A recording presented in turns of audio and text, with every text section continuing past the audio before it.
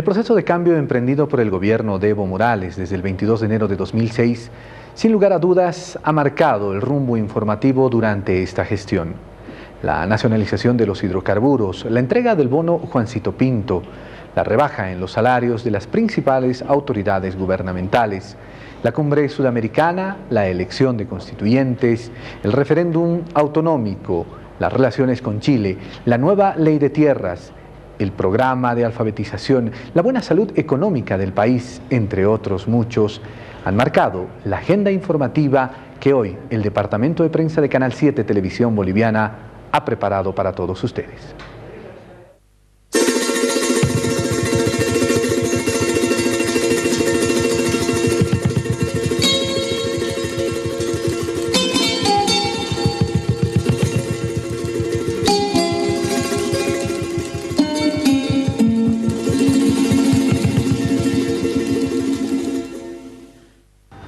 Gobierno popular, un gobierno originaria, un gobierno, sobre todo, que viene de tantas luchas indígenas originarias desde hace más de 500 años.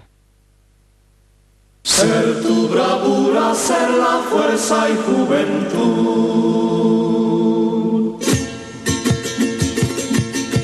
De tu letargo mudo la voz la inquietud.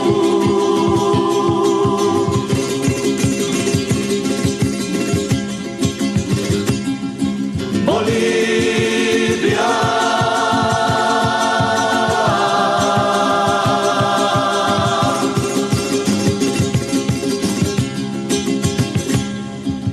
quiero pegar un grito de liberación después de siglo y medio de humillación.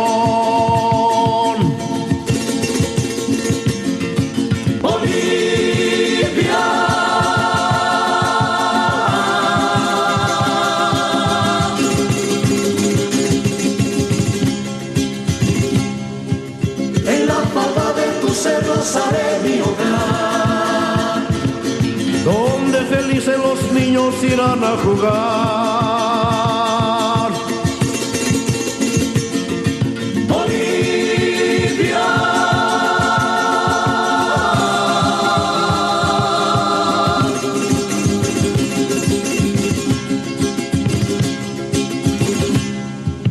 en la falda de tus cerros haré mi hogar, donde felices los niños irán a jugar.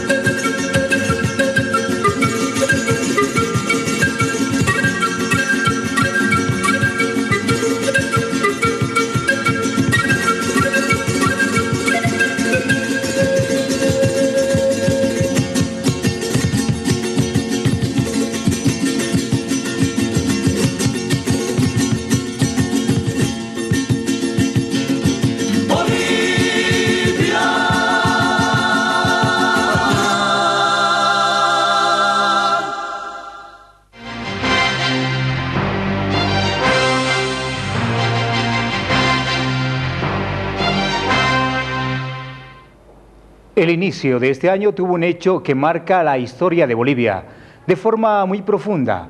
22 de enero, la posesión del primer presidente indígena de Bolivia, Evo Morales Ayma. Con su llegada a la presidencia comienza en Bolivia un proceso de transformaciones que busca romper los esquemas económicos, sociales y políticos que había establecido el modelo neoliberal. es la recuperación de un Estado que vuelva a tener presencia en el progreso del país en la respuesta a las demandas de los distintos sectores sociales. Comienza entonces a inscribirse un nuevo capítulo en la historia del país.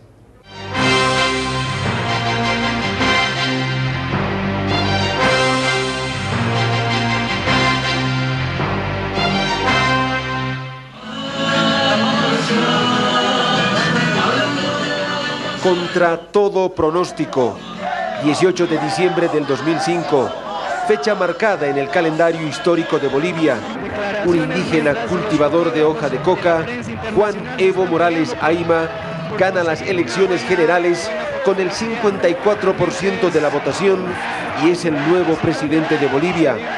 Inédito, ningún candidato en este proceso democrático que ya llega casi al cuarto de siglo había logrado el 50% más 1 de votación en una elección.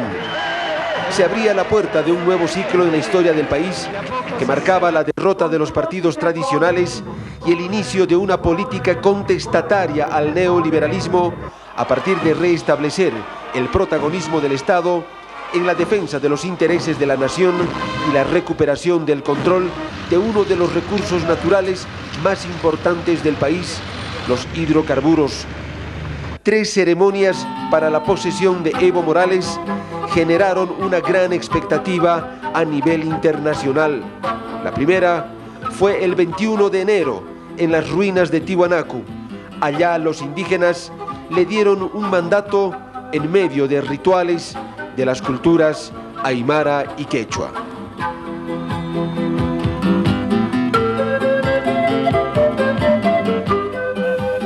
Convencido que solo con la fuerza del pueblo, con la unidad del pueblo, vamos a acabar con el Estado colonial y con el modelo neoliberal.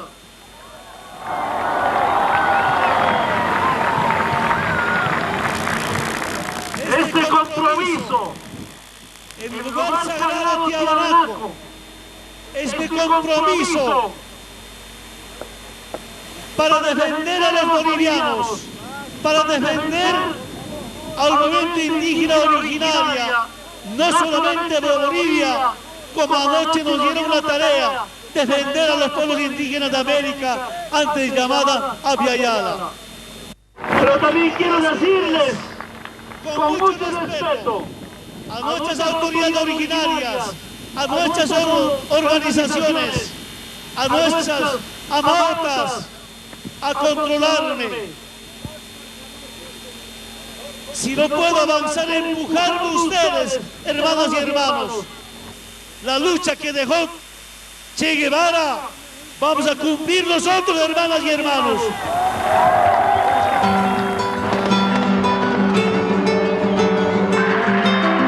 La segunda ceremonia de posesión del nuevo presidente Evo Morales fue la formal, la que establecen las reglas de la democracia. Fue en el Congreso Nacional, el 22 de enero.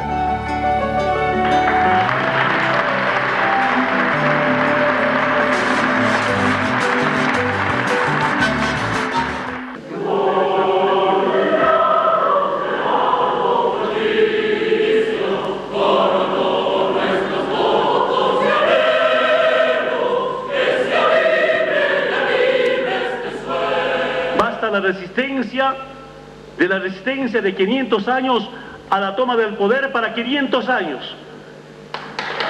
Indígenas, obreros, todos los sectores,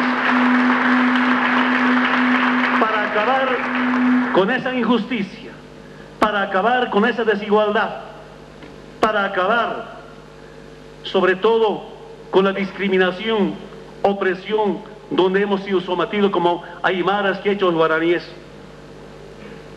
Respetamos, admiramos muchísimo a todos los sectores, sean profesionales o no profesionales, intelectuales o no intelectuales, empresarios o no empresarios. Todos tenemos derecho a vivir en esta vida, en esta tierra. Su pretexto de capitalización solo se ha descapitalizado al país. Su pretexto de capitalización Entiendo que hay que importar el capital en vez de exportar el capital. Solo se exporta el capital y solo se exporta ahora como producto de esas políticas de capitalización al ser humano. No se gobierna así, estimados parlamentarios, no se gobierna así quienes pasaron por el Palacio de Gobierno y por el Parlamento. La política significa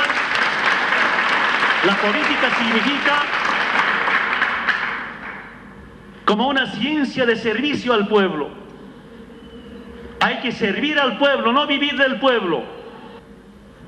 Queremos una asamblea constituyente de refundacional y no de una simple reforma constitucional. Este Parlamento será el ejército de la liberación nacional. Este Parlamento será el ejército de la lucha por la segunda independencia. Y por eso tiene una enorme responsabilidad de garantizar estas transformaciones profundas. Y si no lo pueden acá, no pueden, será seguir haciendo los movimientos sociales, el movimiento indígena, que sigan luchando por esa segunda independencia de nuestro país. Por eso, con mucho respeto, les pido cumplir con ese mandato del pueblo boliviano, con ese referéndum autonómico y con esa asamblea constituyente. Sueño, ojalá todos soñemos, que el 6 de agosto instalemos la asamblea constituyente en Sucre, capital histórica de la República. Ojalá el 6 de agosto instalemos la asamblea constituyente. De verdad quiero decirles a ustedes, parlamentarios, quiero decirles al pueblo boliviano desde el Parlamento Nacional, a la comunidad internacional, como primer presidente que vengo de los pueblos indígenas, quiero ser el mejor presidente de los bolivianos y por qué no decir los latinoamericanos.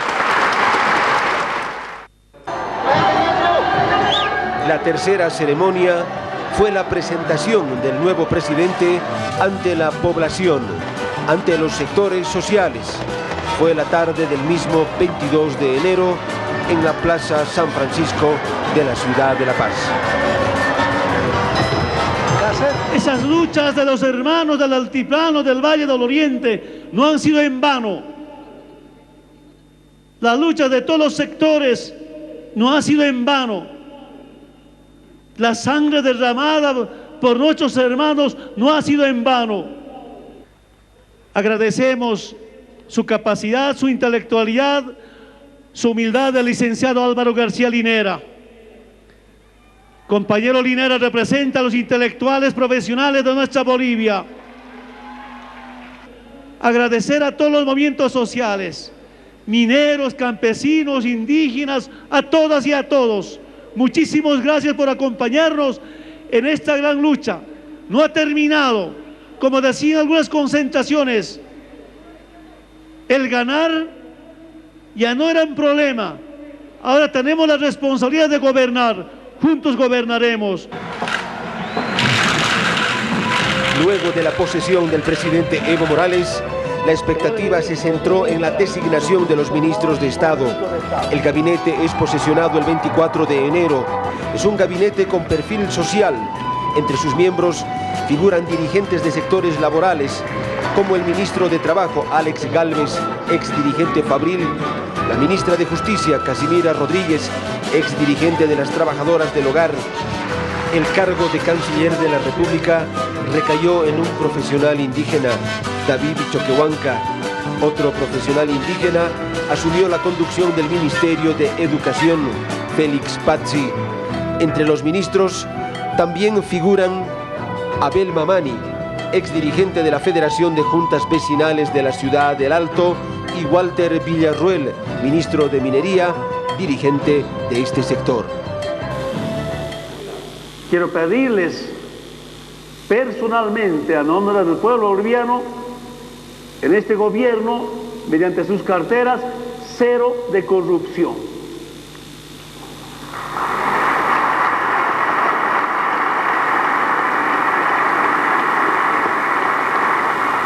Quiero pedirles cero de burocracia. señores ministros y ministras, ustedes se comprometen y juran por Dios, por la patria, por tantos compañeros que derramaron sangre y por tantos evangélicos, se comprometen a desempeñar las altas funciones de ministro de Estado en estricto cumplimiento de la Constitución Política del Estado y las leyes de la República. Si así lo hicieran, Dios de la patria y el pueblo os premie. Caso contrario, os demande. Quedan posesionados como ministros de Estado.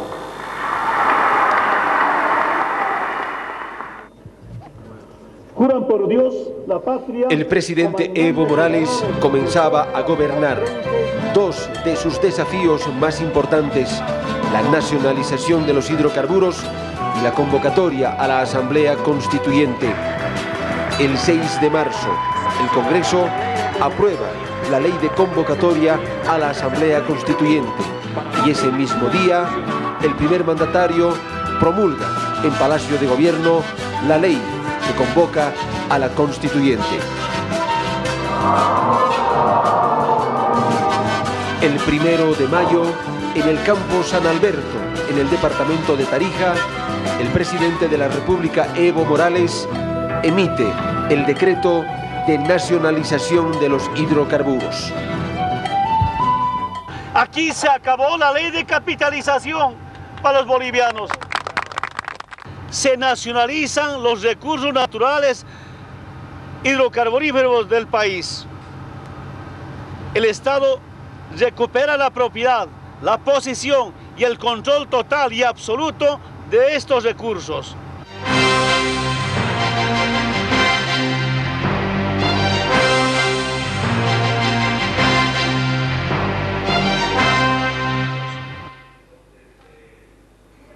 El 2 de julio se realizan la elección de constituyentes y el referéndum sobre las autonomías. El movimiento al socialismo más gana la elección de constituyentes con el 51%. De los 255 miembros de la Asamblea, el MAS logra 137 y el principal partido opositor, Podemos, logra 60. El no a las autonomías gana en 5 departamentos, La Paz, Cochabamba, Chuquisaca, Oruro y Potosí, mientras que el sí gana en 4 departamentos, Pando, Beni, Santa Cruz y Tarija. En su discurso de posesión, el presidente de la República decía que uno de sus grandes anhelos era instalar la Asamblea Constituyente el 6 de agosto. La Asamblea se instaló en esa fecha en la capital de la República, Sucre. Una mujer indígena, Silvia Lazarte, fue elegida presidenta de la Asamblea Constituyente. He sido concejal cuando vivía en Chapare, en el municipio Villa Tunari. He sido presidenta del consejo, he demostrado como mujer. Y así también, cuando he sido secretaria ejecutiva de la Federación Nacional de Mujeres Campesinas de Bolivia, Bartolina Sisa, he recorrido a todos los departamentos de Bolivia. Conozco la vivencia de todos nuestros departamentos. Por eso me preocupa y tengo ese corazón. Todos tenemos el derecho de participar para hacer esa constitución correspondiente. Por eso, hermanos, convoco y les digo, desde mi corazón como mujer, convoco a todos los constituyentes y Bolivia, mantener la unidad y como unidos, como Bolivia, vamos a demostrar ante el mundo, a nivel nacional, internacional, hermanos. Quiero decirles a ustedes que personalmente no estoy de acuerdo que sea una asamblea constituyente derivada. Esta asamblea constituyente debe tener todos los poderes por encima de Evo Morales, por encima del Congreso Nacional, por encima del poder judicial. No estamos hablando, compañeras y compañeros, de una simple reforma constitucional. Estamos hablando de refundar Bolivia, una asamblea constituyente de refundacional a nuestra tierra, por nuestra tierra y por nuestro pueblo de Bolivia. Hay sectores que seguramente van a querer impedir el desarrollo, el buen desarrollo de la asamblea constituyente. Van a intentar perjudicar que se refunde Bolivia. Fue histórica la primera sesión de la Asamblea Constituyente en el Teatro Gran Mariscal de Sucre, pero a medida que transcurrieron las sesiones, la elaboración y aprobación del reglamento de la Asamblea desencadenaron una dura confrontación entre oficialismo y oposición. El partido opositor Podemos y otras agrupaciones políticas, entre ellas Unidad Nacional, en principio se opusieron a que la Asamblea sea declarada originaria. Luego aceptaron la decisión. Sin embargo, hasta ahora se oponen a que la aprobación de los artículos de la nueva Constitución sea por simple mayoría. Piden que sea por 2/3. El grado de confrontación llegó al extremo de que el constituyente del MAS, Román Loaiza, al calor de las discusiones cerca de la testera, sufriera de forma accidental una caída la madrugada del 1 de septiembre que le provocó una conmoción cerebral de la cual ya se recuperó. La Asamblea Constituyente fue y será, hasta su conclusión en agosto del próximo año, uno de los principales centros de atención en el país.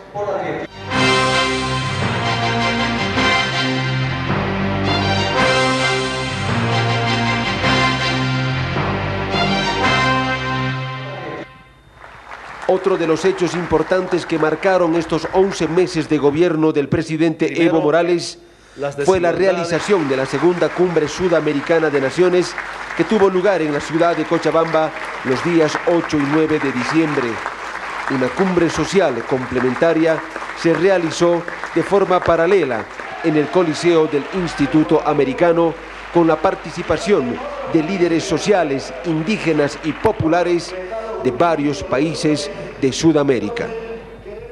Siento la presencia de nuestros presidentes, la presencia de nuestros dirigentes de los movimientos sociales de Sudamérica, es la única garantía para unir a Sudamérica. Y esto no se para, y nadie le va a parar, aunque quisieran intentar pararlos, esta unificación. Los modelos económicos aplicados hasta ahora no han traído soluciones. Y siento en Latinoamérica empieza a terminarse las democracias subordinadas, sometidas. Perdone que sea muy sincero con ustedes, presidentes, con ustedes, compañeros dirigentes, y con todos los invitados especiales a este evento. Estimados amigos y amigas, la integración sudamericana solamente tendrá sentido caso sea abrazada por todos nuestros ciudadanos y caso sea entendida en su dimensión humana y solidaria, contribuyendo para rebasar los grandes plagas de nuestro continente, la pobreza y la exclusión social. Es nuestra convicción en la unidad, pero en una unidad basada en algo que ha sido siempre claro en esta comunidad sudamericana desde su inicio, cuál es la necesidad de considerar claramente el pluralismo y la diversidad que tenemos al interior nuestro. Por un lado, el carácter pluralista de este esfuerzo, ¿no es verdad?, de integración, que es la construcción de la comunidad, que es un rasgo deseable por varias razones. Primero, porque efectivamente en nuestros distintos países presentamos un pluralismo y multiculturalismo de nuestras propias sociedades, y también porque cada uno de nosotros encabeza gobiernos y experiencias nacionales que son diferentes. Y eso hace que tenemos que buscar en la unidad cómo resolvemos aceptando y respetando nuestra diversidad. De verdad salgamos de una especie de trampa, una especie de pantano. Requerimos salir. El mapa político del mundo está cambiando. El mapa político de la América Latina está cambiando rápida y poderosamente y positivamente. Debemos colocarnos a la altura de lo que clama la época. Pero insisto, elaboremos un proyecto estratégico, definamos estrategias para lograr los objetivos y busquemos los recursos de poder para activar esas estrategias. Hemos revisado en este anuario los hechos más importantes y que generaron mayor repercusión en el ámbito político en este año 2006.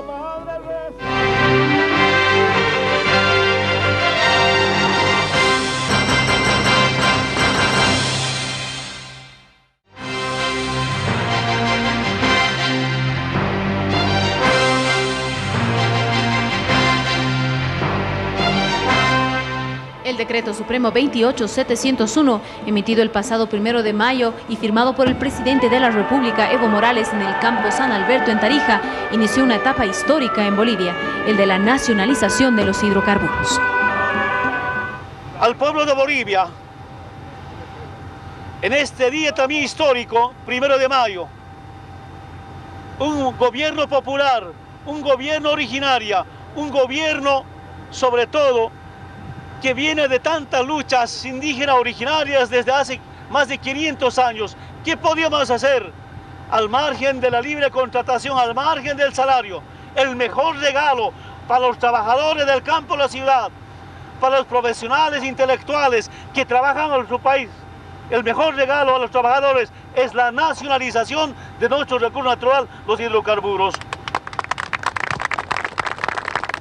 A partir de este momento, en coordinación con las Fuerzas Armadas de Bolivia, queremos pedirnos a esa institución que defiende su patria, que defiende su soberanía, su dignidad, sobre todo la integridad del territorio nacional. Queremos pedirle desde acá, a partir de este momento, a tomar todos los campos petrolíferos en toda Bolivia con los batallones de ingenieros que ha organizado el Ministerio de Hidrocarburos junto al presidente de Yacimientos Petrolíferos Fiscales Bolivianos. De esta manera se vivió una intensa fiesta en la ciudad, sede de gobierno, en la Plaza Murillo, en este histórico 1 de mayo del 2006.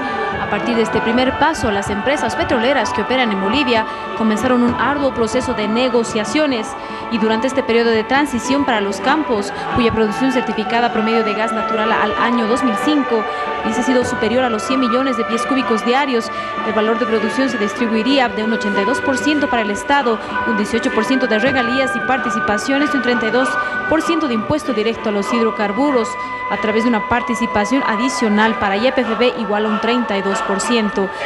Asimismo, el Decreto Supremo 28701 expresa que el Estado recupera su plena participación en toda la cadena productiva del sector de los hidrocarburos. Se nacionalizan las acciones necesarias para que Yacimientos Petrolíferos Fiscales Bolivianos, la empresa estatal, controle como mínimo el 50% más 1 en las empresas Chaco Sociedad Anónima, Andina Sociedad Anónima, Transredes, Petrobras Bolivia Refinación y Compañía Logística de Hidrocarburos de Bolivia Sociedad Anónima.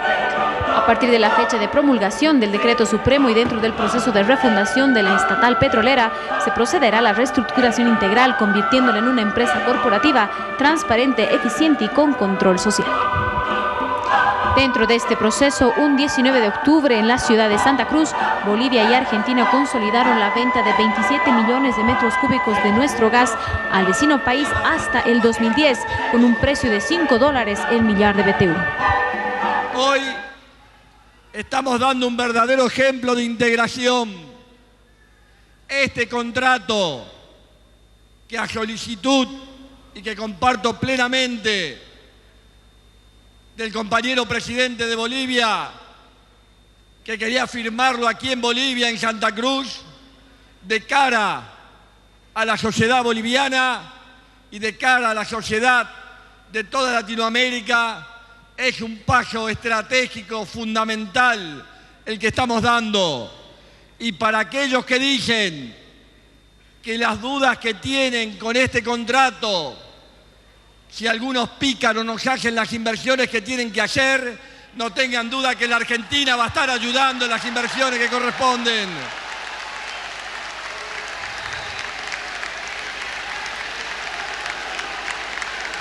Incorporando la industrialización, compañeras y compañeros, solo de Argentina, año va a ingresar más de $1.000 millones.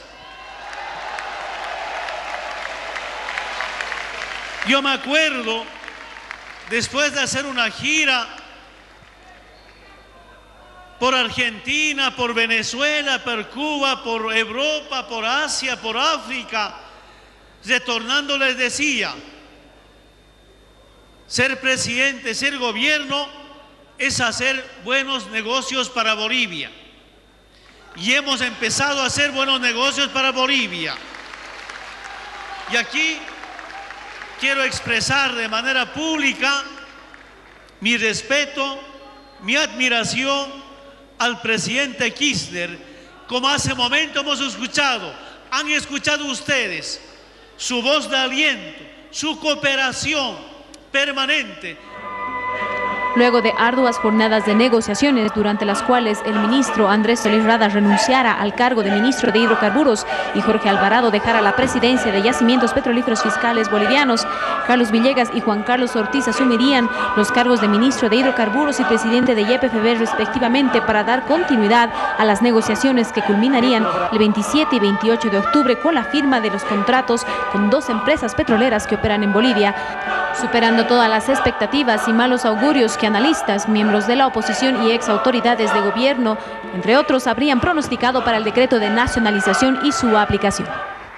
De aquí a 4 años, quiero decirles al pueblo boliviano, solo de los hidrocarburos están ingresando más de 4.000 millones de dólares. Creo que de esta manera resolver nuestros problemas económicos sociales en nuestro país. Poco más de una semana después, un 6 de noviembre, el presidente de la República entregó por primera vez en la historia de Bolivia al Congreso Nacional 44 documentos que resumen los contratos firmados con las petroleras para su aprobación en ambas cámaras. Y por eso, presidente del Congreso Nacional, de manera pública y responsable, vengo acá a entregar los 44 contratos. Ojalá acá 2 semanas usted me devuelva ya ratificado para continuar con las inversiones. Esto, presidente, tenía que hacer cualquier presidente digno en el país. Mostrar al mundo, porque cuando usted entrega al Congreso, presidente, está entregando al pueblo. Lo está entregando para que el pueblo revise de un lado y de otro. Todo presidente digno tenía que haber hecho eso antes, cuando se utilizaba los recursos naturales. Este gobierno lo está haciendo. Yo quiero felicitarlo a usted por su hidalguía, por su compromiso con un mandato popular, felicitar al equipo extraordinario en hidrocarburos que ha venido trabajando los últimos meses y comprometer, presidente, que esto el día de mañana va a estar en la comisión respectiva y esperemos que a más tardar un par de días ya la comisión emita su informe a la Cámara de Diputados y si no es el mismo jueves o viernes la siguiente semana que esté en debate y convocar a todos los congresistas de los 4 partidos a asumir este reto de manera patriótica. De esta manera, los contratos pasaron por revisión de la Comisión de Desarrollo Económico de la Cámara de Diputados y su aprobación para ser aprobados en grande y en detalle por la Cámara Alta en una histórica sesión un 29 de noviembre. Finalmente, el domingo 3 de diciembre, el primer mandatario de la Nación promulga los 44 contratos petroleros. Si el 1 de mayo era el día de nacionalización de los hidrocarburos, el 28 de octubre ha sido la real y verdadera nacionalización, donde las empresas aceptaron todas las reglas nuestras, las reglas bolivianas. Y que no había sido sencillo garantizar este proceso de nacionalización, por eso pues hemos enviado al Congreso Nacional y hay que saludar a los parlamentarios, especialmente diputados, donde no ha habido muchas dificultades, pero ustedes saben, el pueblo sabe que habían algunas dificultades en el Senado. Por supuesto, no con los senadores del MAS, pero saludamos la actitud patriótica de 2 senadores, de Pando y de Beni, que se sumaron, no por Evo ni por el gobierno, sino por el pueblo boliviano. En el pasado, Bolivia recibía aproximadamente más de 200 millones de dólares por el negocio de los hidrocarburos. Hoy, con la nacionalización, los ingresos superarán los 1.000 millones de dólares. Hasta hoy, nuestro país ha vivido consumiendo derivados hidrocarburíferos importados y subvencionados. A partir de la nacionalización se garantiza la industrialización del gas y el petróleo para atender la demanda interna. La incertidumbre que se vivió durante el proceso de negociación con las empresas hoy se traduce en compromisos de inversión para exploración, explotación e industrialización. Bolivia recupera la propiedad de sus recursos y el control de la cadena de producción de hidrocarburos a través de la estatal petrolera YPFB. Sin duda, la nacionalización de los hidrocarburos ha superado cualquier pronóstico y le ha devuelto a Bolivia la dignidad, la posibilidad de mayores ingresos económicos y beneficios para todos los bolivianos.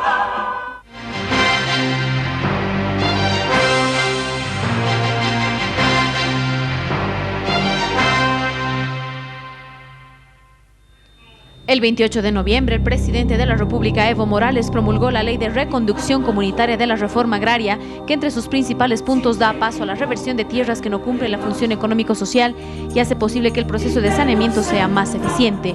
Este triunfo fue posible luego de una histórica sesión del Senado, donde 2 senadores de la oposición y senadores del Movimiento al Socialismo aprobaron esta ley en grande y en detalle, con la presencia y vigilia de miles de campesinos que marcharon durante varias semanas desde diferentes puntos del país exigiendo la aprobación de esta nueva ley. La ausencia de esta nueva reglamentación ocasionó que en el pasado solo puedan sanearse el 10% de tierras en una década y que más de 59 millones de hectáreas hayan sido repartidas entre grupos de familias privilegiadas, negando así por muchos años a miles de hermanos campesinos acceder a un pedazo de tierra. Luego de varias jornadas de negociaciones, además de lamentables enfrentamientos en el yacimiento de Pozo Coni y la destitución del entonces ministro de Minería, Walter Villarruel, el gobierno del presidente Evo Morales, a través del nuevo ministro Guillermo Dalense, presenta la propuesta que crearía la empresa minera Huanuni, incorporando a casi 5.000 trabajadores que pertenecían al sector asalariado y cooperativista y compartían el yacimiento con un sueldo aproximado de 3.300 bolivianos. Además de iniciar el proceso de reactivación minera con el fortalecimiento de la Corporación Minera de Bolivia. Y dentro de la política minera cabe destacar la licitación del yacimiento del Mutún, posibilitando que Bolivia suscriba por primera vez un contrato de riesgo compartido que reportará al país más de 200 millones de dólares. La Ley de Promoción Comercial y Erradicación de la Droga, en siglas en inglés ATPDA, es una norma vigente en los Estados Unidos desde agosto del 2002 hasta diciembre del 2006. En el caso de Bolivia, el ATPDA es importante para la industria de la confección de prendas de vestir, confección de prendas en cueros y madera. Varias fueron las gestiones emprendidas por el gobierno y los sectores interesados para lograr la ampliación de este beneficio. Una de estas pasaba por la firma de un tratado de libre comercio con los Estados Unidos, aspecto rechazado por el gobierno. Las varias gestiones emprendidas hasta los Estados Unidos a la cabeza del vicepresidente de la República en compañía de ministros y empresarios y otros sectores, el Decreto Supremo 28855 otorga un crédito puente de 12 millones de dólares en caso de no ampliarse la ATPDA para beneficiar a los sectores exportadores. Finalmente, en diciembre, el Congreso norteamericano concede una ampliación de 6 meses de este beneficio, tiempo en el cual Bolivia debe concretar un acuerdo comercial de largo alcance con el país del norte.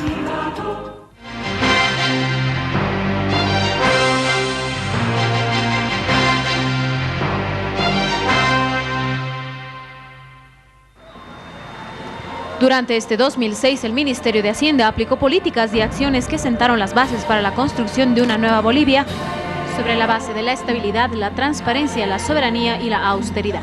Esas medidas ya arrojaron resultados concretos en beneficios de todos los bolivianos. Las reservas internacionales del Banco Central, que han sobrepasado los 3.050 millones de dólares, como nunca. El Banco Central hoy tiene esta cantidad de reservas internacionales. Otro récord son las exportaciones. Proyecciones modestas hablan de un nivel de 3.800 millones de dólares y proyecciones algo más optimistas que provienen de los exportadores hablan de niveles por encima de los 4.000 o alrededor de 4.000 millones de dólares. Tal vez en la vida republicana boliviana hayamos tenido cifras de superávit fiscal, pero tal vez ninguno como el que estamos alcanzando ahora, que está calculado en un 5.9%, muy cerca del 6%, que podría reducirse algo, pero que sin duda continúa siendo uno de los superávits más altos de la historia de la vida republicana. Si vemos en el precio de los minerales, exactamente ocurre lo mismo. El incremento de los precios de los minerales no es del 2006, viene también evidenciándose desde el año 2005, ¿no es cierto? Y el año 2005 no hubo, repito, superávit en el sector fiscal. Y hay un hecho importante, es el tema de la soya, que en realidad, en lugar de estar en sus niveles más altos, en la gestión 2006, los precios lamentablemente no estuvieron en los mejores niveles de los últimos 5 años. Ahí claramente nuestra capacidad de importación, y eso ocurre. Hemos llegado a un récord también, 2.804 millones de dólares, es el nivel de importaciones que vamos a tener para la gestión 2005. Las reservas internacionales, ya lo mencionábamos, más de 3.000 millones, pero si juntamos las reservas también de los bancos, porque los bancos privados también tienen reservas que están en sus cuentas en el exterior. Juntando todo ello, las reservas del Banco Central, que son alrededor de 3.100 millones de dólares, y las reservas de los bancos, el país tiene como reservas internacionales totales, repito, Banco Central y bancos, alrededor de 3.875, supongamos 3.900 millones de dólares. La deuda externa ha disminuido por varias razones. Fondo Monetario Internacional, Banco Mundial han condonado la deuda externa. Está en trámite la condonación de la deuda con España. Japón nos ha terminado de condonar su deuda a principios de esta gestión. De ahí viene la disminución a 3.251 millones de dólares. Entre las metas macroeconómicas se encuentra la reducción de la tasa de inflación en este 2006 a un 4.1% y la tasa del crecimiento del Producto Interno Bruto anual que registra un 4.5%. Sin duda, el estado de la economía es favorable no solo por el contexto internacional, sino por las medidas adoptadas por el gobierno como la política de austeridad reflejada en la reducción de sueldos del presidente de la República, ministerios y otras entidades de la administración pública que representó un ahorro de más de 61 millones de bolivianos. Los ingresos logrados por la nacionalización, la lucha contra la corrupción, que significó la reducción de 40 millones de bolivianos destinados al pago de pensiones, entre otras tantas medidas, han hecho de este 2006 un año favorable para la economía del país.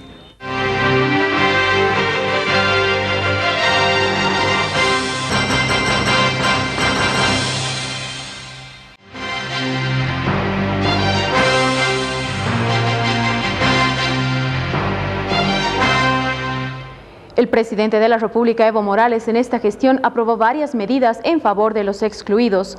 A continuación le presentamos un resumen de los hechos que marcaron historia en los sectores sociales.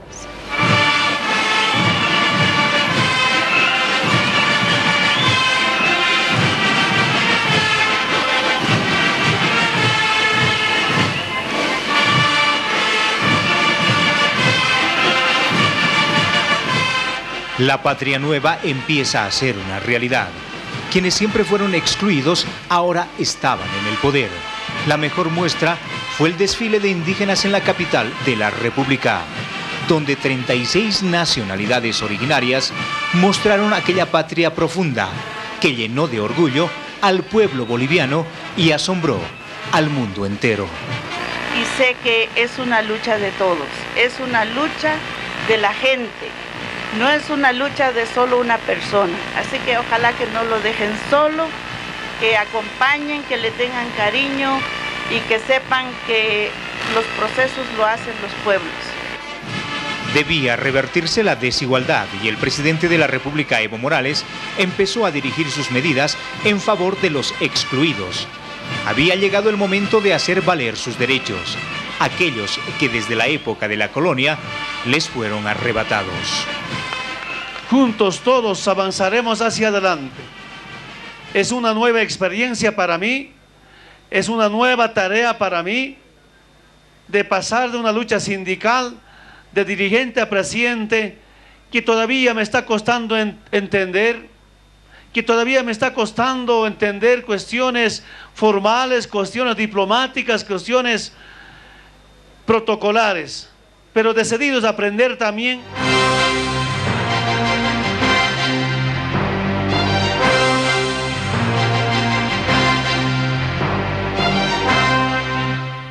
La Revolución Democrática y Cultural inscribe varios cambios en este campo.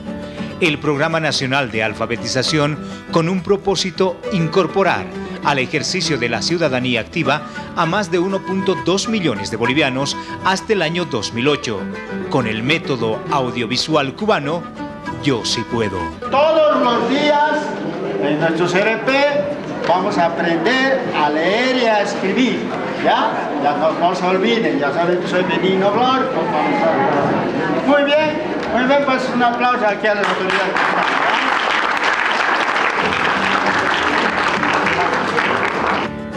Contar con una nueva ley educativa, la que reemplazará a la actual ley 1565 de la reforma educativa, que se mantiene desde el año 1994. El nuevo mecanismo de ley generó un proceso de legitimización y aprobación de su contenido por parte de las organizaciones sociales. Ahora es donde vamos a tener que imponer una educación que favorezca a nuestro pueblo boliviano.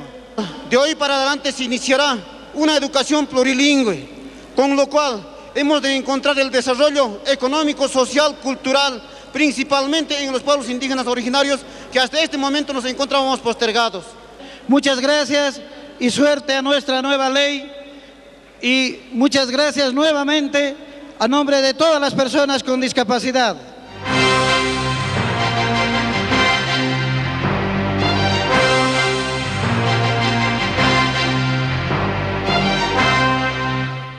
Con las medidas estructurales como la nacionalización de los hidrocarburos, Bolivia obtiene más ingresos por concepto de la venta del gas.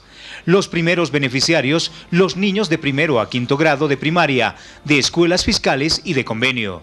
Reciben 200 bolivianos como un incentivo para evitar la deserción escolar. Aquí está mi Juancito Pinto. Gracias, señor presidente, por darnos el bono y muchas gracias. Gracias al presidente Evo Morales Ayma, que los niños desde mañana ya van a sentirse orgullosos y van a seguir más entusiastas al estudio. Muchas gracias, señor presidente.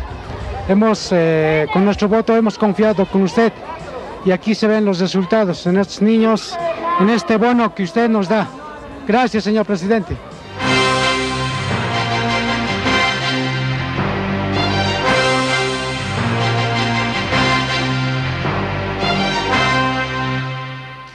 En el campo de la salud se amplía la cobertura del seguro materno-infantil para mujeres hasta los 60 años. Se anuncia un plan de seguro para jóvenes hasta los 21 años. La construcción de hospitales en diferentes puntos del territorio nacional genera amplia satisfacción, sobre todo en la población del área rural. Similar o mayor es la reacción del pueblo por la presencia de médicos cubanos, quienes, como un acto de solidaridad, prestan sus servicios en varias poblaciones con calidad y calidez. La ayuda cubana muestra resultados positivos. En 6 centros oftalmológicos, más de 30.706 pacientes fueron operados y recuperaron la visión. Esta cifra se supera y llega más o menos a 40.000 con los operados en La Habana gracias a la Operación Milagro. Los médicos y el personal de salud cubanos no le cuestan un centavo al pueblo y gobierno bolivianos. La Brigada Médica Cubana es financiada totalmente, absolutamente por el gobierno de Cuba. Pero aún faltaba más para revertir la desigualdad. El presidente Evo Morales lanza otras medidas: la tarifa dignidad, un incremento en el salario mínimo de 440 a 500 bolivianos. El fuero sindical es elevado a rango de ley. Con esta determinación se garantiza y protege el derecho a la organización y protesta de los sectores sindicalizados en el marco de la legalidad y de las justas reivindicaciones. Después de 21 años se implementa la estabilidad laboral. Se deroga el artículo 55 del 21060. Otra de las medidas con bastante aceptación en la población fue la austeridad. El ahorro le permitió crear al gobierno ítems para salud y educación. Hacer este esfuerzo para poder atender estas demandas. Según la información que tenemos del Ministerio de Hacienda saliente, que solo hay presupuesto para 2.200 ítems para educación. Y las necesidades son más de 6.000. Y con esta rebaja al Poder Ejecutivo estaríamos acercándonos a cubrir por lo menos 1.500 ítems para salud.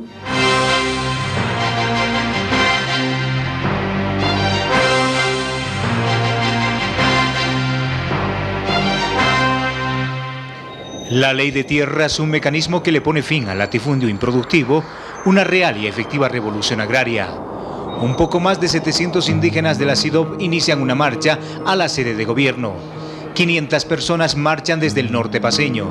Más de 300 campesinos de diferentes puntos del país, después de concentrarse en Oruro, se dirigen hasta la ciudad de La Paz. Un solo propósito, la nueva ley INRA. Ya en la sede de gobierno se instalan en una vigilia en las puertas del Congreso. Revertiendo, expropiando las tierras improductivas.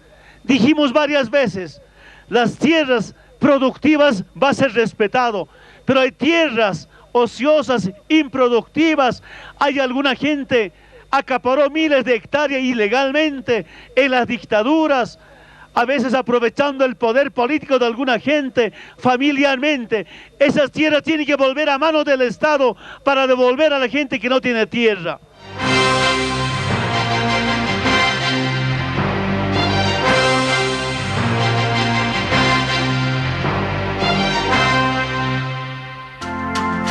Y llegaba ese momento, la aprobación y posterior promulgación se registra. Había que festejar. Por fin se imponía una reforma de tierras que terminaba el negocio de tierras para unas cuantas familias que se aprovecharon del poder para obtener grandes extensiones.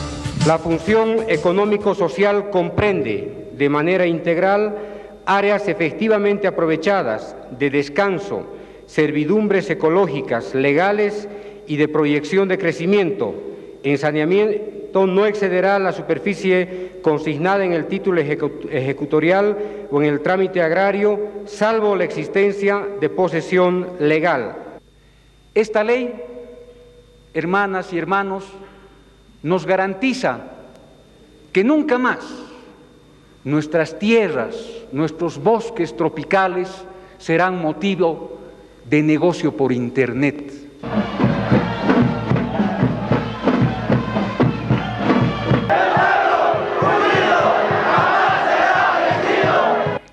Fueron, sin embargo, varias las reacciones que generó la nueva ley de tierras, sobre todo en aquellos sectores que empezaban a perder sus privilegios.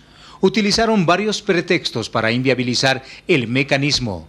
Derivaron inclusive en acciones separatistas, motivando que en diferentes regiones del país el pueblo organizado marche, pero esta vez promoviendo la unidad de los bolivianos y condenando el divisionismo. Estamos marchando por la unidad y nosotros no queremos que durante todo el tiempo han manejado ellos a costa de nosotros. Y nosotros esta situación no permitimos, sino que queremos la unidad. Y la patria no se vende. La unidad, la paz aquí en Bolivia, no queremos desunión. Estamos nosotros a favor a nuestro gobierno.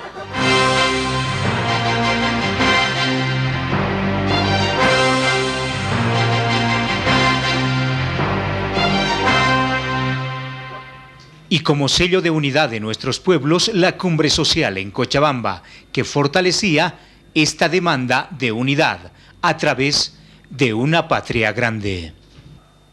Han despertado los pueblos, y cuando los pueblos despiertan, comienzan a abrirse las puertas de la nueva historia. La América Latina está entrando por las puertas de la nueva historia del siglo XXI. Construiremos una nueva América Latina. Dejaremos de ser esclavos, atrasados, marginados. Estoy seguro que este siglo es el siglo de los pueblos de nuestra América. Acá estamos unidos, acá estamos organizados y acá estamos movilizados para defender esta revolución democrática, una revolución cultural en Bolivia. para terminar, quiero que me ayuden a decir ¡que viva Bolivia! ¡Que viva Latinoamérica! ¡Que vivan los movimientos sociales de Latinoamérica! ¡Que vivan los trabajadores de Sudamérica! Igual que el sol, que ilumina sin pedir explicación, igual que Dios, Dios sos vos y es esa flor que se durmió.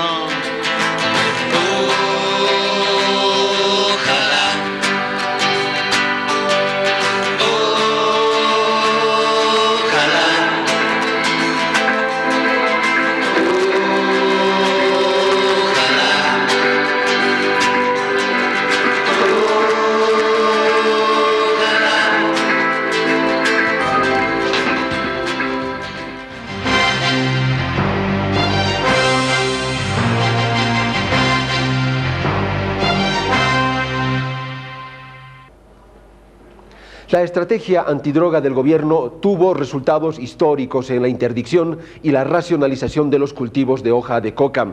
La policía y las Fuerzas Armadas acompañaron estos procesos de transformación. La lucha contra la corrupción fue una prioridad.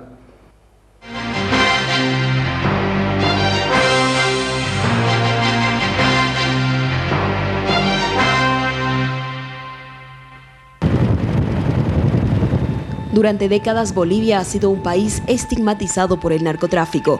Sin embargo, en el proceso de cambio, la revolución democrática en el país pretende incluir a la hoja de coca como uno de los símbolos de la nueva nacionalidad. Por esta razón, el gobierno central ha dado señales ante la comunidad internacional, no solo en la estrategia de lucha contra el narcotráfico, sino también en el impulso de la despenalización de la hoja milenaria, para dejar establecido que la coca no es cocaína.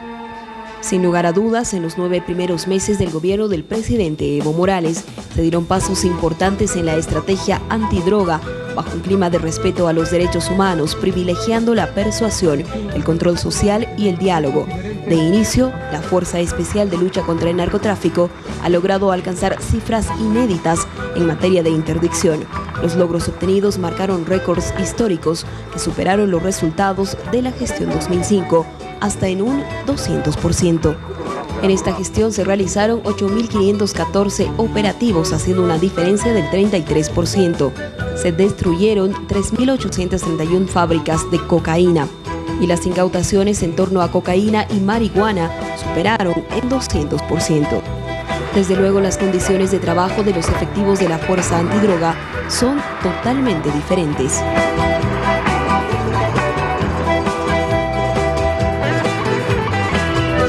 Producto de estas operaciones se ha procedido al secuestro de 139 toneladas de droga.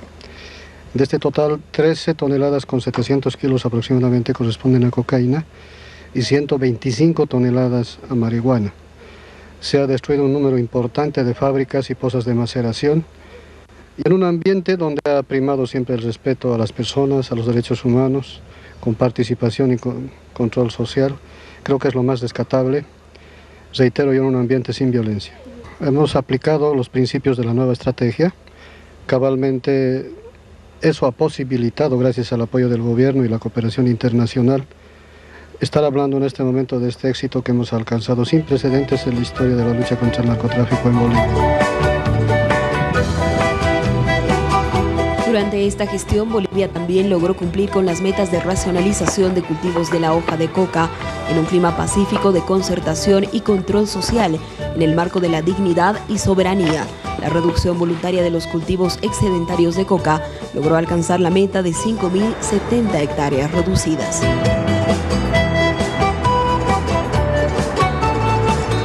Misión cumplida, señor Presidente Constitucional de la República y Capitán General de las Fuerzas Armadas de la Nación.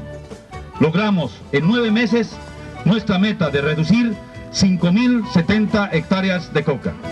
Y precisamente los datos de la racionalización de coca revelan que en enero se racionalizaron 22 hectáreas, en febrero 44 hectáreas entre el Chapare y los Yungas, en marzo 388 hectáreas, pero a partir de abril los niveles fueron superados.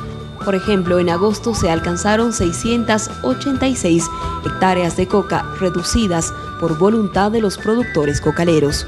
Los sectores sociales esta vez trabajaron en estricta relación con los miembros de la Fuerza de Tarea Conjunta.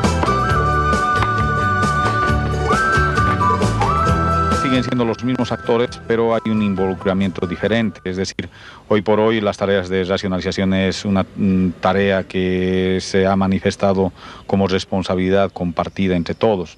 Por tanto, por ello creo que ahora las tareas justamente ya no tienen el tema de violencia, hay el respeto a los derechos humanos, a la propiedad privada como base fundamental de todo nuestro trabajo y los resultados son claros. La relación costo-beneficio ha sido muy alta, por tanto creo que podemos decir y podemos hablar de que hemos alcanzado niveles óptimos. Tras conocerse estos resultados, se presentó la estrategia de lucha contra el narcotráfico y la revalorización de la hoja de coca. La estrategia no solo incluye la interdicción y la racionalización, sino también la modificación a la Ley 1008 y, lo más importante, la industrialización de la coca. Droga cero, pero no coca cero. Y desde luego, esta posición fue establecida claramente por el presidente de la República, Evo Morales, en la reunión ordinaria número 61 de la Organización de las Naciones Unidas. Lamento mucho, por una costumbre o mala costumbre, se desvía la hoja de coca, un problema ilegal. Somos conscientes de eso. Por eso dijimos, como productores de la hoja de coca, no habrá libre cultivo de coca, pero tampoco habrá cero de coca. Con las políticas anteriores implementadas, condicionadas, hablaron cero de coca. Cero de coca es como hablar de cero de quechuas, aymaras, mojeños, chiquitanos en mi país. Eso terminó en nuestro gobierno. Por más que seamos un país subdesarrollado, un país que tenemos problemas económicos, producto del saqueo de nuestros recursos naturales, y estamos ahora acá a dignificarnos y empezamos a dignificar a nuestro país. De esta manera, la política antidroga en Bolivia da resultados satisfactorios que deben ser reconocidos a nivel internacional.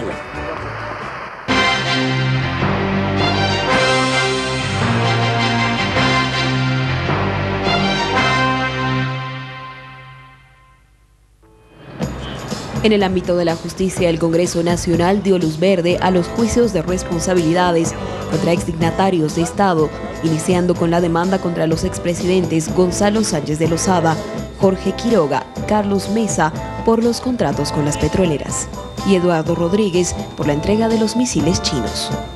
Los parlamentarios se dieron a la tarea de investigar a fondo varios hechos de corrupción y en ese marco se lograron obtener pruebas en torno al saqueo de recursos de los bolivianos de bóvedas del Banco Central, de donde exministros de Goni se llevaron más de 13 millones de bolivianos durante la masacre de octubre del 2003.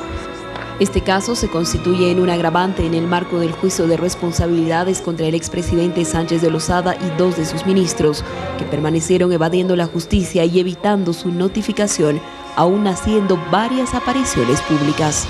Hay un juicio que yo considero sin fundamento. He pedido y he luchado por conseguir una investigación imparcial de Naciones Unidas, de OEA, pero no ha sido posible que se investigue lo que pasó y estaba enfrentado a un juicio sin investigación, sin fundamento. ¿Un juicio por genocidio? Sí, que es una absoluta locura, imagínate un concepto tan grave que es el genocidio, aplicarlo a un expresidente. Después de 2 años, finalmente la Fiscalía General de la República ejecutó la imputación formal de estas exautoridades por los delitos de genocidio, masacre sangrienta, homicidio y otros. Por ahora se aguarda la declaratoria de rebeldía contra Sánchez de Lozada, Sánchez Berzaín y Jorge Berindo Ague, y así ejecutar su aprehensión y posterior extradición, con lo que se cumpliría el compromiso del gobierno de juzgar al expresidente. Y el proceso de lucha contra la corrupción del gobierno también se consolidó en el Servicio Nacional de Caminos. Su presidente, José María Bakovic, fue destituido y posteriormente puesto a disposición de la justicia ordinaria. Por otra parte, la investigación alcanzó al Lloyd Aéreo Boliviano, cuyo expresidente Ernesto Asbun por ahora es prófugo de la justicia boliviana con una orden internacional de captura en su contra, a ser ejecutada en cualquier país del mundo. Últimos informes de la policía y el Ministerio Público ratifican que se encontraría en Estados Unidos y que Interpol incumple con su misión de aprenderlo.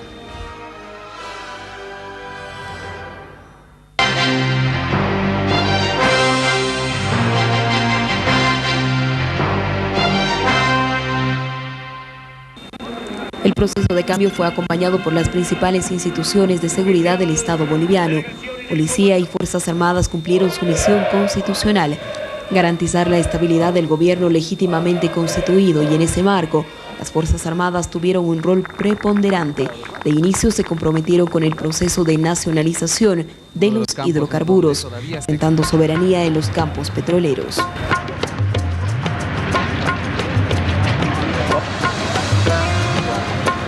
Finalmente, los frutos fueron inmediatos después del proceso de nacionalización. El pago del bono Juancito Pinto también involucró a los miembros de las Fuerzas Armadas, que estuvieron al lado de su pueblo, cambiaron las armas por una sonrisa a los niños bolivianos.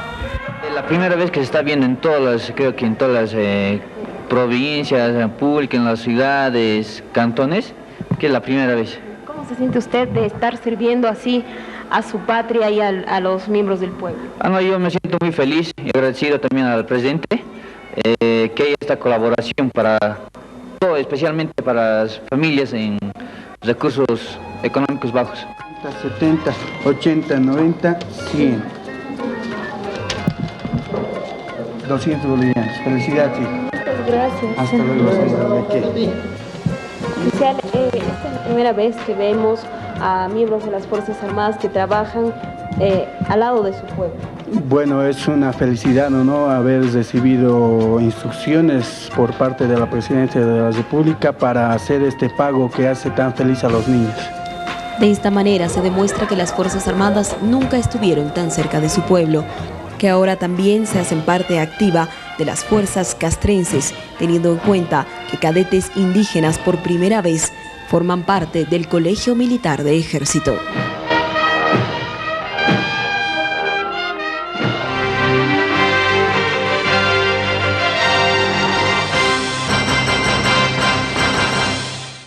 Indiscutiblemente, los conflictos sociales generados en los últimos meses del año han marcado la agenda periodística en Santa Cruz de la Sierra. La intransigencia de cívicos y la prefectura cruceña han generado hechos violentos e incluso agresiones personales. Vamos a ver a continuación todo este material preparado por el Departamento de Prensa de la Regional de Canal 7 en Santa Cruz de la Sierra.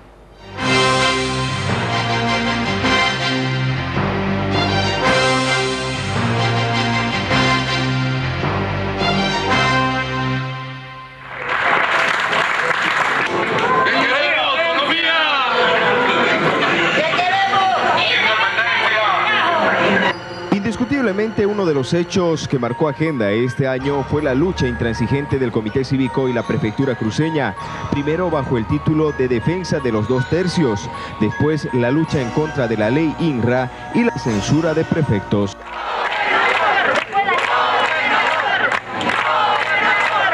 Y creo que la salida o la única alternativa que queda es que de una vez por todas se convierta esto en un gobierno departamental, que este consejo se convierta en una asamblea con la capacidad de normar, legislar. Al notarse que el gobierno no entra al juego, después de varias medidas la situación se torna violenta. Supuestos universitarios salen a las calles en acciones violentas y de vandalismo.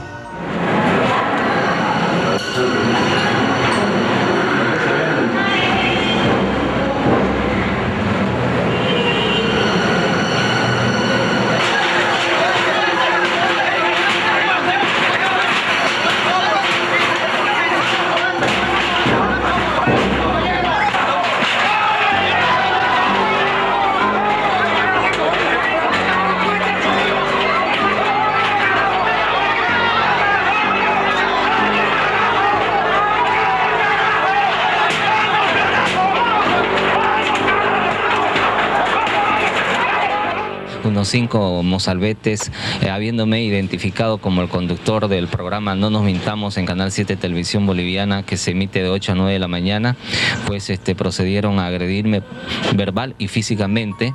La tensión subía y ya se escuchaban las voces que se permitían hablar de independencia. Se tendría que definir en el tercer cabildo convocado por el Comité Cívico. Esto llamó la atención del país entero y los sectores sociales se empezaron a manifestar.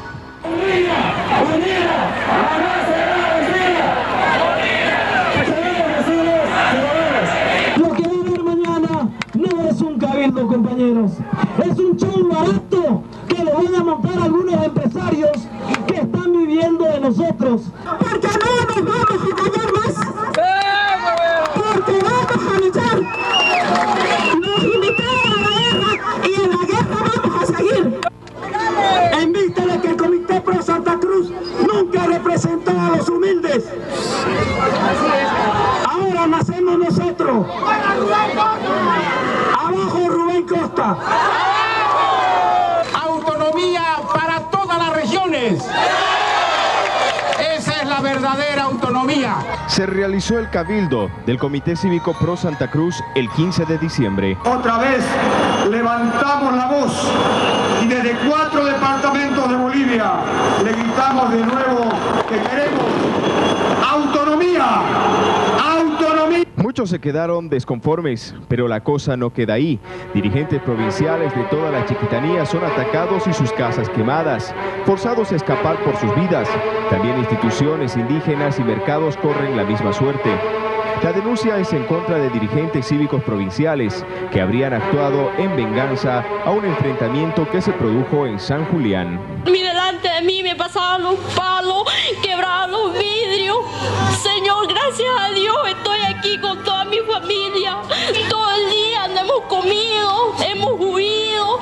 Gracias a Dios nos alcanzó una movilidad y nos trajo ante el alcalde de San Miguel. Y él fue el que nos prestó ayuda para salir. Hemos huido toda la noche sin tomar cena, mijo. A las 12 de la noche solamente a punta de chicha en estado.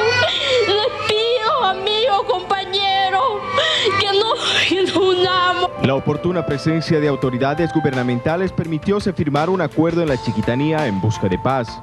Como al principio, esto marcó la agenda periodística en Santa Cruz. En los últimos meses. Ojalá pudiéramos cancelar de una buena vez por todas esta ola de intimidación y de violencia en la ciudad y en las provincias. La reforma agraria se convirtió en una de las revoluciones del gobierno de Evo Morales.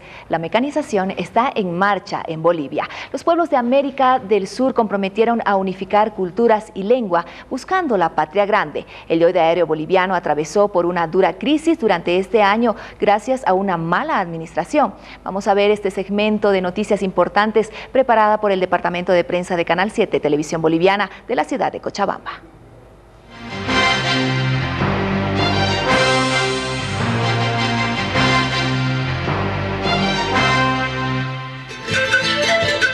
Sin lugar a dudas, uno de los hitos más importantes en Bolivia es la firma de la reforma agraria en 1953 en el gobierno de Víctor Paz Estenssoro. Pero no era suficiente una firma, porque a lo largo de los tantos años que pasaron hasta el día de hoy, los campesinos del país cada vez estaban más convencidos que la reforma agraria era simplemente un enunciado. Continuaban los campesinos tan juzgados como antes, tan dependientes y hasta faltos de tierra porque los patrones continuaban dueños de las tierras, las que, aunque sin producir, mantenían en su poder.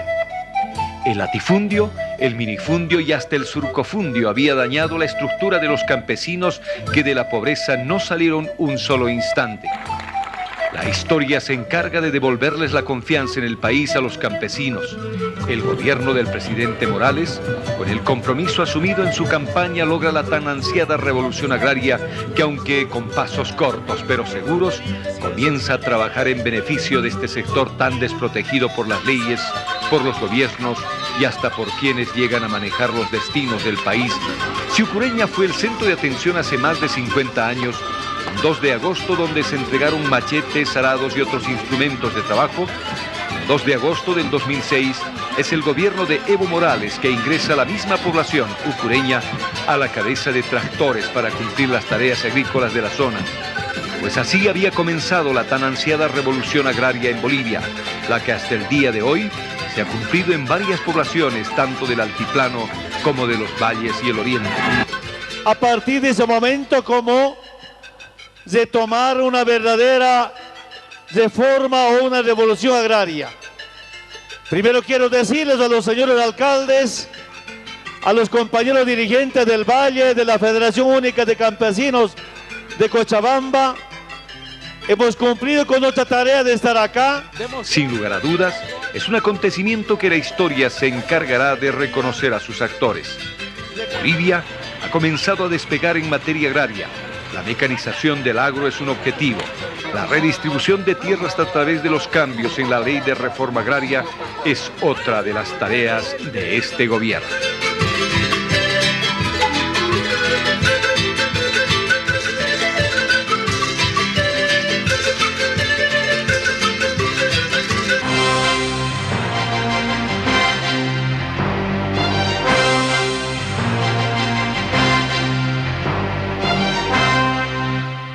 Energética sería en Venezuela. A 10 meses de haber cumplido su mandato el gobierno del presidente Evo Morales, una de sus tareas importantes ha sido la integración permanente de Bolivia con los pueblos, tanto de Sudamérica como del mundo.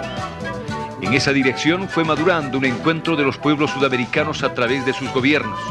Sin embargo, este ideal fue madurando conjuntamente el encuentro de organizaciones sociales de Sudamérica con máximos líderes.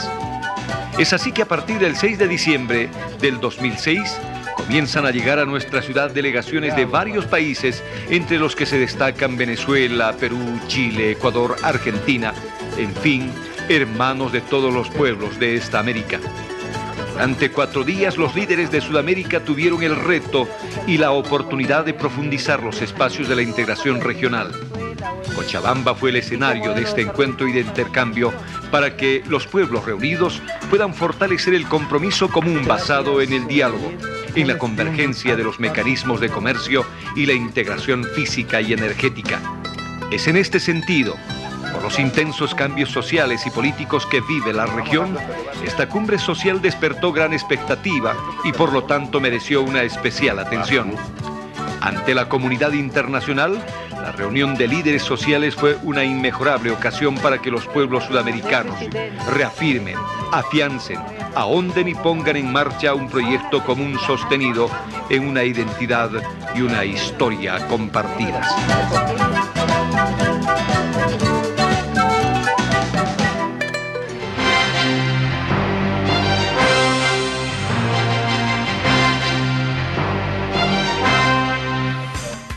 La capitalización de las empresas del Estado significó un verdadero desastre para el país.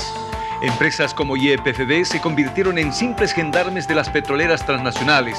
La Comibol sucumbió ante la mirada tranquila del gobierno de entonces. Los ferrocarriles casi totalmente diezmados y el Lloyd Aéreo Boliviano deja de ser una empresa seria y competible porque sus deudas la empujaron al precipicio de la que hasta el día de hoy de a poco se viene recuperando. La mala administración del LAB derivó en medidas de presión de los trabajadores que al no percibir salarios decidieron iniciar una huelga dejando a la línea aérea sin volar por más de 8 días, lo que ocasionó que la Superintendencia de Transporte designe a un interventor. El cargo recayó en Ángel Zavalla. Los trabajadores iniciaron una serie de procesos contra Ernesto Asbun, presidente y principal accionista de la línea Bandera, quien había comprado acciones en $2 millones de la brasileña BASP. Debido a la gran inestabilidad de la empresa y crisis existente a nivel administrativo, los trabajadores decidieron tomar medidas de hecho, como la huelga de hambre. Posteriormente a la agudización del conflicto, los trabajadores el 30 de marzo tomaron pistas de aterrizaje en varios aeropuertos del país, medida que fue contrarrestada por las fuerzas del orden. Por la mala administración de la empresa se determinó procesar a Ernesto Asbun en las primeras audiencias, pues se determinó el pago de una fianza de $40.000 y ante el incumplimiento de compromiso se le subió a $50.000, además de la orden de aprehensión. El 27 de junio, el juez tercero de instrucción en lo penal, Constantino Alcón, ordenó la detención de Ernesto Asbun. Posterior a esto, no se supo más sobre Asbun. La empresa pasó a manos de un consorcio denominado Atlantic de origen inglés. La falta de información sobre la empresa hizo que los trabajadores manifiesten su desconfianza y no prosperó la iniciativa, recobrando así finalmente las acciones a partir de entonces. Hasta el día de hoy, se viene trabajando en la recuperación de la empresa bandera, ahora bajo la dirección de su gerente Franklin Tandler.